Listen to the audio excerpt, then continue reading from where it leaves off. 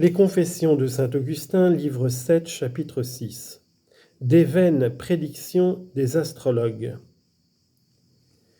J'avais aussi renoncé dès lors aux trompeuses prédictions des astrologues et à l'impiété de leurs rêveries. Que je vous bénisse encore sur ce point, mon Dieu, du plus profond de mon être, et que je reconnaisse la miséricorde infinie que vous m'avez faite. Oui, mon Dieu, c'est vous seul qui m'avez détrompé de ces illusions et de ces songes. Car qui peut nous tirer de toutes les erreurs pernicieuses et mortelles que celui qui est la vie suprême, qui ne peut mourir, qui est la sagesse éternelle qui éclaire toutes les âmes dans leurs ténèbres et dans leurs aveuglements, sans avoir besoin d'aucune lumière, et qui gouverne tout l'univers par cette admirable providence qui s'étend jusqu'à une feuille d'arbre que le vent emporte.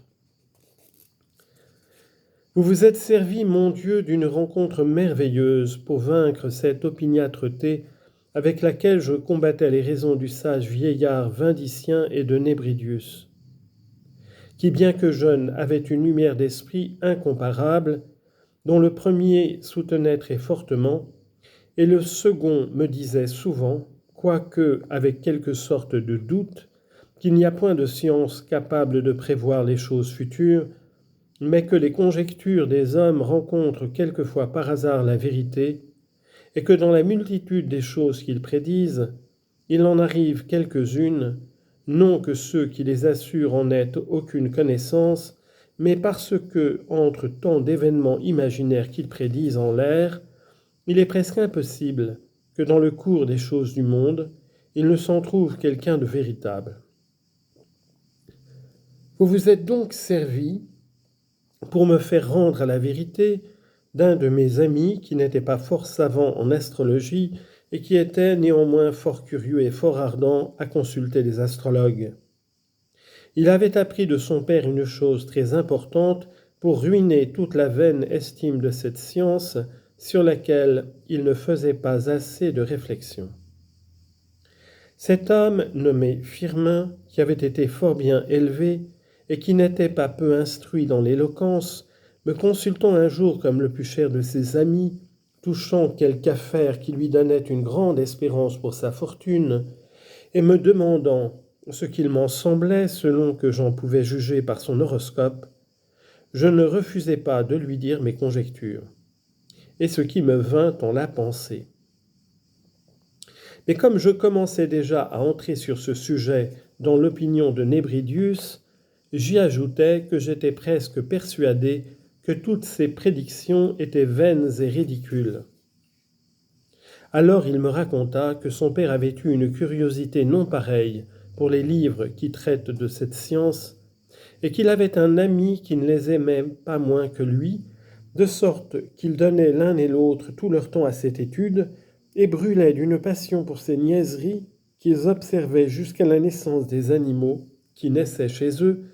et remarquaient quelle était la situation du ciel en ce moment, afin de se rendre savants par ces sortes d'expériences. Il disait donc avoir appris de son père que lorsque sa mère était grosse de lui qui me parlait, il se rencontra qu'une servante de son ami l'était aussi, ce qu'il ne manqua pas de reconnaître aussitôt, lui qui observait même si exactement quand ses chiennes faisaient leurs petits. Ainsi il arriva que tous deux remarquent avec un soin non pareil le jour, l'heure et le moment de l'accouchement, l'un de sa femme et l'autre de sa servante. Elles accouchèrent toutes deux ensemble, et si fort en même temps, que n'y ayant pas à dire une minute, ils furent obligés de faire tous deux la même figure, l'un de la naissance de son fils, et l'autre de celle du fils de sa servante.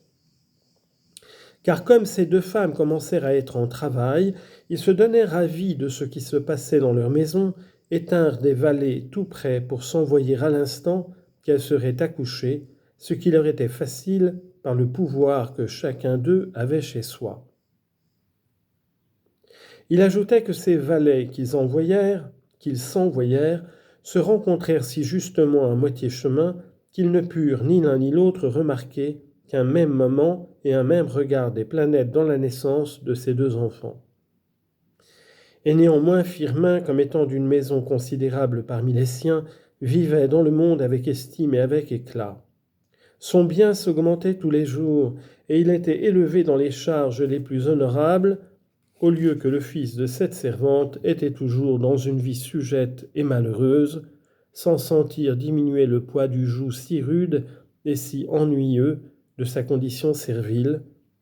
ce que je savais par le rapport de celui-là même qui le connaissait parfaitement.